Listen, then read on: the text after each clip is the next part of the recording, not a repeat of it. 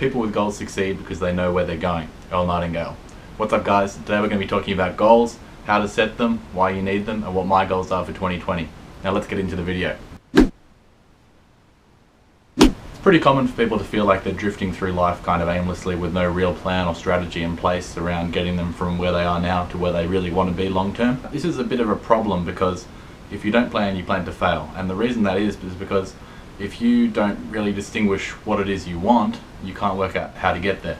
And if you never go through that process, you're really only going to stay in one place.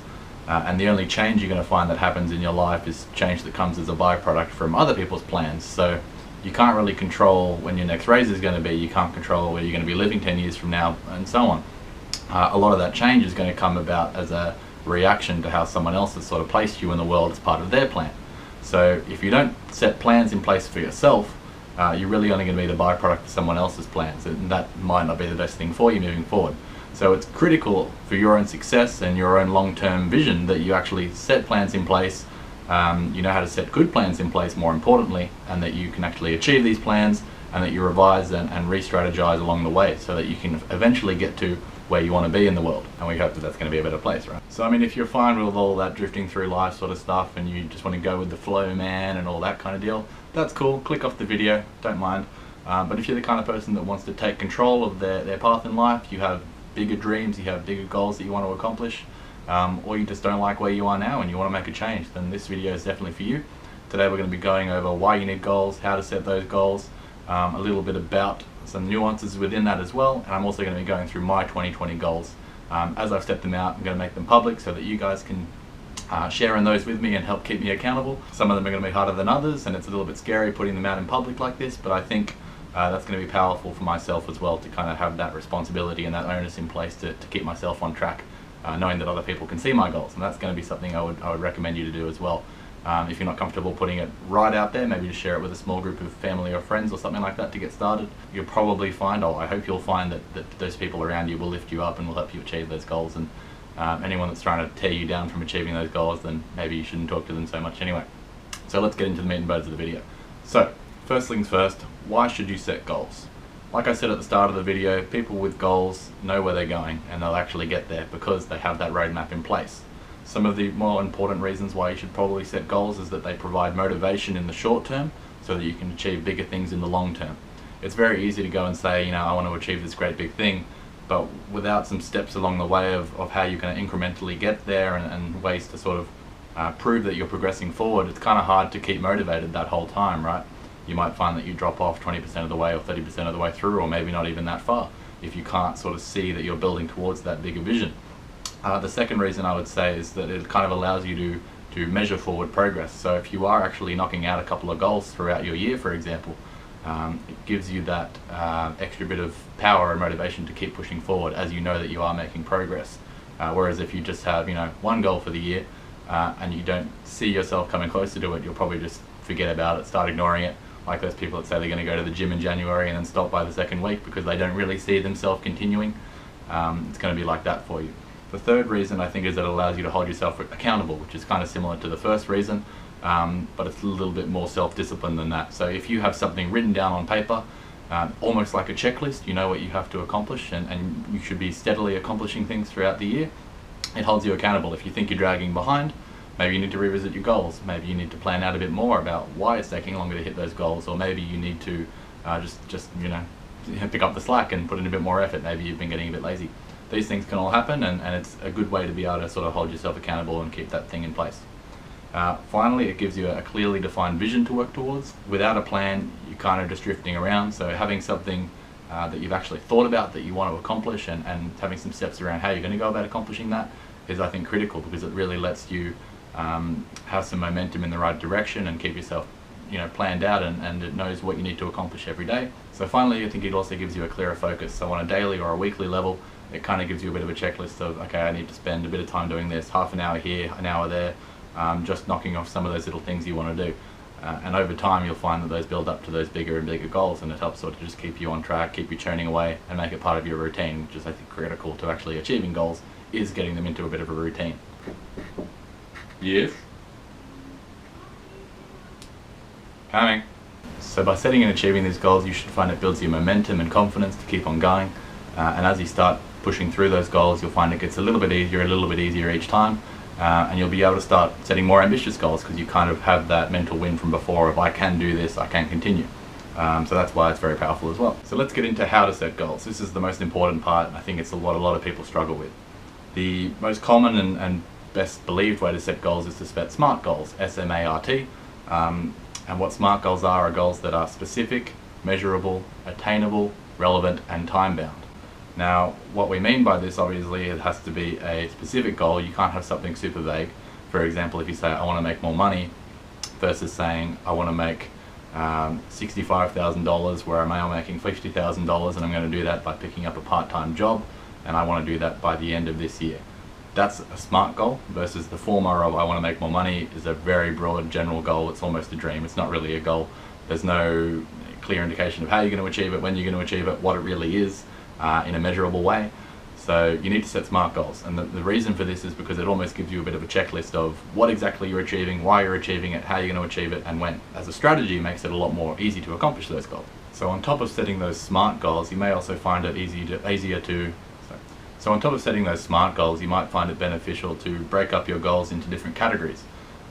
So for example, you might want to break them up into personal, professional, education, physical, relationships, art, for example, or charity or something like that.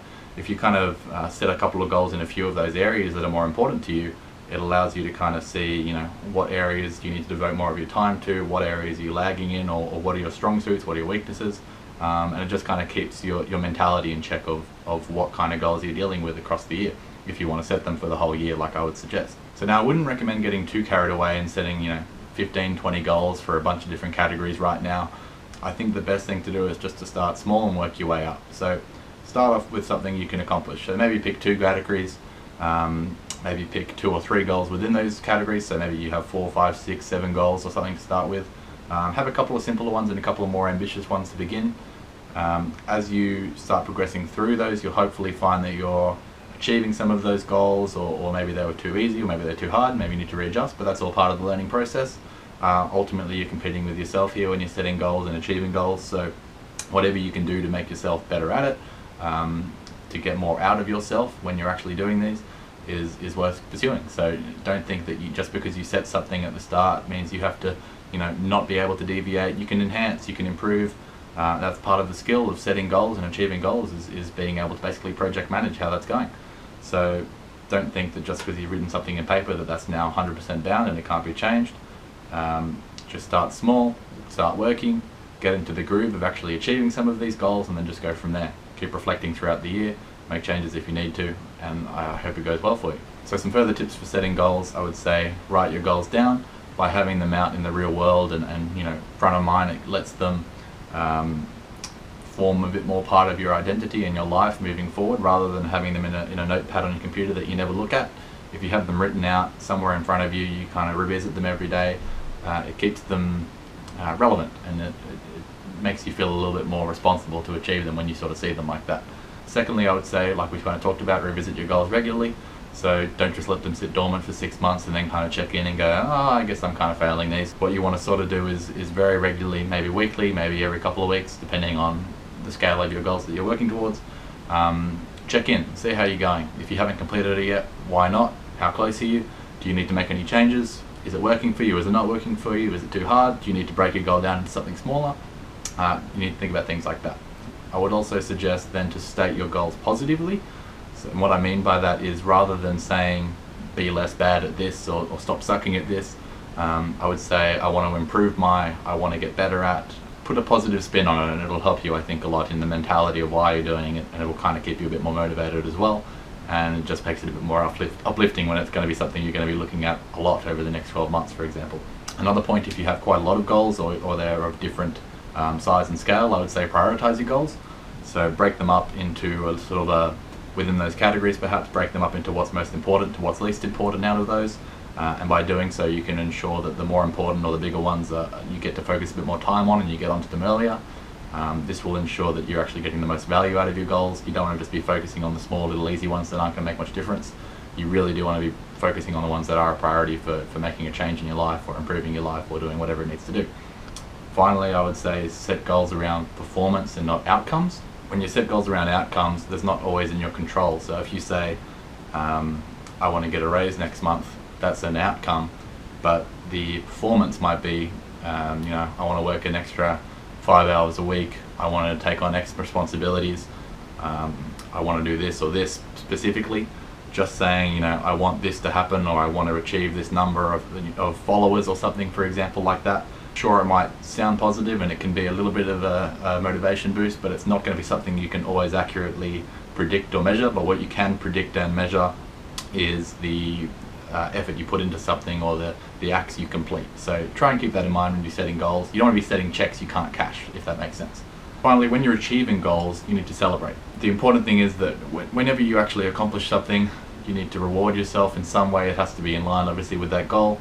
Making an extra $1,000 doesn't mean you go out and buy a new Ferrari. It has to be, in line with that. Might need a little bit of a pat on the back. Maybe you want to go out for dinner with the missus, something like that. Just keep it fun, As you knock things out, reward yourself, acknowledge it. Gives you a little bit of that positive spin and that little mental reward, that little click that you've done something that's good. So that's very important. I would also say when you achieve goals, you need to set aside some time to reflect on that goal. How long did it take you to achieve? Was it too hard? Was it too easy? Do you need to take into account some changes setting in your next goals? Should they be a little bit harder, easier? Are there more things you need to take into account, such as other people you might have to rely on, or things you might need to learn along the way that you don't know right now? Take all those things into account and just use that to enhance your existing goals by updating them, as we talked about, and when you go to set new goals moving forward. You want to be always getting better at this process. So now I wanted to end this video on a bit more of a personal note. My goals for 2020. 2020 is going to be a big year for me. I'm getting married in March to my gorgeous fiance.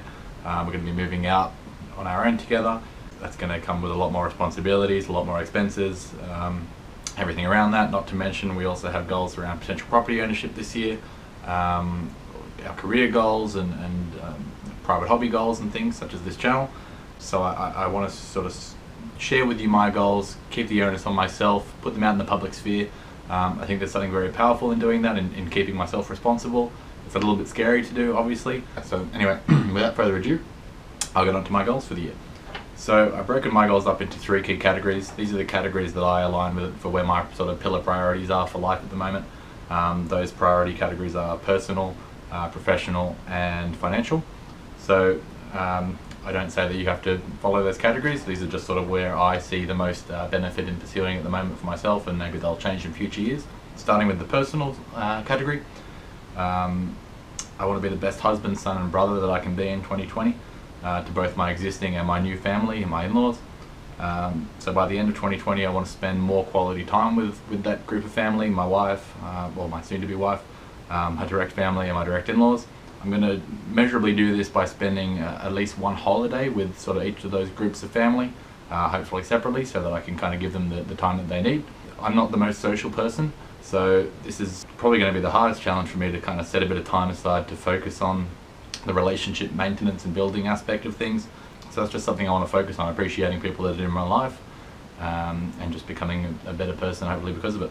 So my second personal goal is to continue going to the gym 3 times per week. This is sort of a continuation or a maintenance goal that I've had for the last couple of years. So far I've stuck to it pretty well, and failing any sickness or injuries, I think that shouldn't be a problem. But it's a very important thing for me. I think physical health leads to mental health, and it leads to better performance in all areas of life, really. So my third personal development item is that I want to slow down and enjoy 2020 a bit more. I find it very hard to kind of slow down and be in the moment. I'm usually always very forward thinking, always looking for the next thing after I achieve something. So it's going to be a bit of a challenge actually for myself to slow down and appreciate some of the good experiences and moments this year, such as my wedding, my honeymoon, moving out of home. I really just want to acknowledge some of those good things that are happening and give them the time and the mental capacity that they deserve, because they're going to be great things in their own right. And I don't want to focus so much on what I could have done or what the negatives are. I really want to spend more time focusing on the positives, and I think by doing that I'll see more positives moving forward as well. So that's a challenge for myself. Finally, a bit of a left field goal is that I want to have a basic conversation in Italian by the end of 2020. I've been learning Italian sort of the second half of last year quite consistently. I am of Italian background on my mum's side, so it's just a bit of a personal thing for myself. I want to get better at my Italian skills, and I would like to have a bit of a conversation or feel confident in my skills of having a conversation by the end of this year, with the longer term goal that I want to be completely fluent in the ability to, you know, go to Italy, stay there for an extended period of time, sort of embrace that and be able to navigate my way around without having such a language barrier. That's something I've always wanted to do, and that's a goal for my missus. On the professional side, my second category, I want to achieve 2 or more Salesforce certifications. So currently I'm already a 2-time Salesforce certified consultant, so I've got a Sales Cloud consultant certification and I've got a administrator certification. This is tied quite heavily to my day job. We do a lot around Salesforce, so I just want to achieve basically 2 more certifications. One in the first half of 2020 and one in the second half. The second goal is that I want to post at least 100 YouTube videos in 2020, and that's probably going to be the more ambitious goal, I think. I hope to average 2 videos per week, so if I can achieve that and stay consistent with that, this should fall into place pretty well. But that's going to be quite a challenge and quite a time commitment, so we'll see how we go with that. Finally, as a professional goal, I want to demonstrate my skills as a project manager and improve my skills as a project manager in 2020 by successfully managing at least 2 projects at work. So the end of 2019 has just seen me sort of start dabbling into a bit of project management. This is an area that I've always been sort of scared but also captivated by, the extra responsibility, being able to lead people and having to sort of manage, you know, time, budgets, and most scarily people. So the start of 2020 is going to see me sort of managing a project that I've kind of already now inherited, hopefully seeing that through to completion, and I hope I can impress enough with that to be given the reins to another project throughout the year somewhere that I can hopefully, you know, knock out of the park, really. So scary, but a big professional goal. So the final categories I have for myself are financial. So the first of those is that I want to earn $100,000 or more in 2020. In 2019 I saw myself earn about $85,000 gross, and it's been a longer term goal of mine by 25 to kind of hit that $100,000 mark that I've been working towards steadily. If my sort of last couple of years of momentum is anything to go by, it shouldn't be a problem. But also kind of as you get higher, you start to hit those limits of scale and how much time can you really put into things. So that's one of the reasons personally why I've sort of branched out into the online sphere, and that's something I've been dabbling in for the last couple of years, but I want to take more seriously this year in my blogging and now in these videos and stuff as well. To hopefully try and supplement my sort of day job income with something that's not so tied to the hours I work, while always of course giving as much as I can to my day job so that I can hopefully keep progressing up the ranks nice and quickly. If you're wondering, by the way, I'm 23, 24 in about a week. I look older, I know. My second financial goal is that I want to earn $5,000 from my YouTube channel. This is a pretty ambitious goal considering this is only my second video and I've currently earned absolutely nothing. So of all of them, that's probably the hardest one to quantify, but my goal of doing that is hopefully by those, putting out those 100 videos, putting in the time, being consistent. I'm hoping I can get there, and that is hopefully going to come from a combination of ad revenue, affiliate sponsorships, and maybe some sponsored videos or something, who knows. So finally, I want to increase my cash savings by $45,000 in 2020. In 2019, I managed to do that by $43,000. That might sound like an almost indistinguishable difference in money, and it might sound like a bit of a redundant goal to increase so little. But my reasoning for doing that is because I'm going to be, like I said, moving out of home this year, getting married. I'm going to be wearing a lot more expenses, a lot more responsibility. So it's going to basically be eating up a lot more of my money. I've managed to save sort of 75 to 80% of my net income in 2019, which is going to be a lot more of a challenge to do, being moved out of home. So my way of doing that is hopefully going to be to increase my income a little bit and also to be even more careful where I can be on my expenses. So my final financial goal for 2020 is that I want to increase my cash savings by $45,000. In 2019, I managed to increase my cash savings by $43,000 just on my own.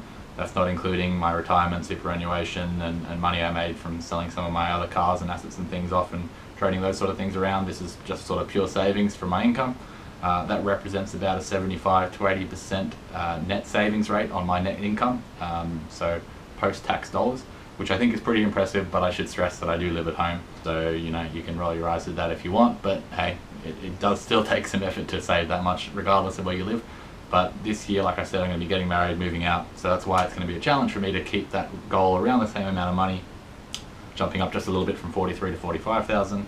I'm hoping that a somewhat steady increase in my income can sort of support that, as well as just trying to be as smart as I can with my finances. But I think the fun part about doing this video is that maybe 12 months, 24 months from now, I can kind of come back and review this and see how I've gone, and I think that'll be really interesting actually for you guys and myself, just to sort of see where the future goes. I have no idea, it's hard to say, but one day I'll be looking back on this kind of creepily and knowing what happened, so that'll be interesting. So I want to close off this video basically by wishing you guys all the best for 2020. I hope you guys set some great goals for yourselves, and I hope you smash them out of the park.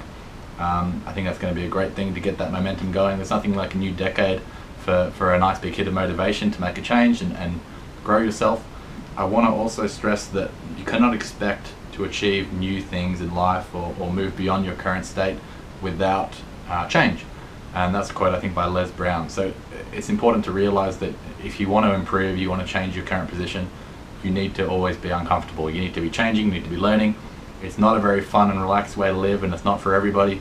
But this is kind of the path that I've been on for sort of the last 3 or 4 years of constantly trying to push my boundaries, improve myself, and learn in as many areas of life as I can. And I mean, it's been sort of proving me well so far, but at the same time it is pretty difficult to keep that momentum going and keep that motivation to make yourself uncomfortable all the time, really. So this YouTube channel, I think, is going to be a reflection of that. It's going to kind of be documenting my journey on doing all of those things. I hope you guys can learn from that, learn from my journey, and if you're interested in seeing how that unfolds, please consider subscribing. Like the video if you thought this was useful. I hope it was. I hope it provided some value to you. And let me know in the comments if you've set some goals for 2020, what they are, how you hope to achieve them. And if you had any goals for 2019 that you did or didn't hit, and how you went about that, I'd love to hear your thoughts and feedback on that as well. So once again, I'm Alex. Thanks for joining me on the Financial Fast Lane. I have a blog post as well that'll be about this if you want to see it in a little bit more detail. See you guys in the next video. Bye.